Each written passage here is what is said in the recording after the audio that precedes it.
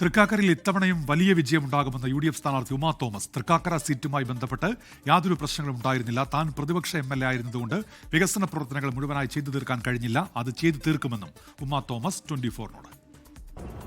തൃക്കാക്കരയുടെ UDF സ്ഥാനാർത്ഥി Uma Thomas ഇപ്പോൾ 24നൊപ്പം ചേരുകയാണ്. കുറച്ച് വൈകിയാണ് ഈ ലിസ്റ്റൊക്കെ വന്നിരിക്കുന്നത്.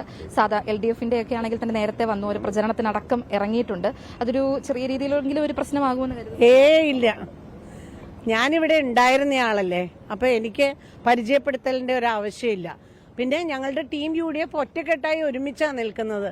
അതുകൊണ്ട് ഒരു ശങ്കയില്ല, ഒരു സംശയമില്ലാതെ UDF ആയിരിക്കും. UDF ഭരണം നമ്മളെ ഏറുമ്പോൾ തൃക്കാക്കരയായിരിക്കും ആദ്യം വിജയിക്കുക എന്ന് ഉറപ്പുണ്ട്.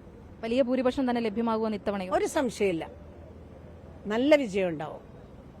ഒരുപാട് വികസന പ്രവർത്തനങ്ങൾ ഈ കഴിഞ്ഞ കാലയളവിലൊക്കെ നടത്തിയിട്ടുണ്ട്. ആ രീതിയിൽ തന്നെ അതിലും വലിയതായിട്ടുള്ള വികസന പ്രവർത്തനങ്ങളൊക്കെ നേരത്തെ തന്നെ മുൻകൂട്ടി കണ്ടിട്ടുണ്ട്.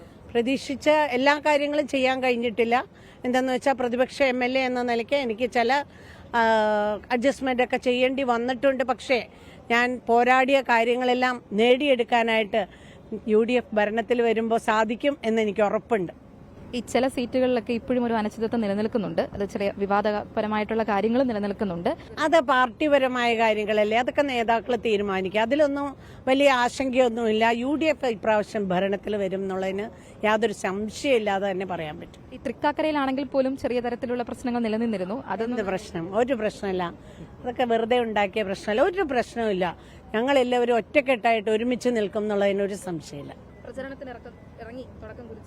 പിന്നെ സന്തോഷമായിട്ട് അങ്ങനെ തന്നെയാണ്. ഇത്തവണയും വലിയ ഭൂരിപക്ഷത്തോടു കൂടി തന്നെ UDF അധികാരത്തിൽ വരുമെന്നുള്ള ഉറച്ച വിശ്വാസം തന്നെയാണ് ഉമാ തോമസ് ഇപ്പോൾ 24നോട് പങ്കുവച്ചിരിക്കുന്നത്. കൊച്ചിയിൽ നിന്നും ഹരികൃഷ്ണനൊപ്പം ആൻമരിയ സണി, 24.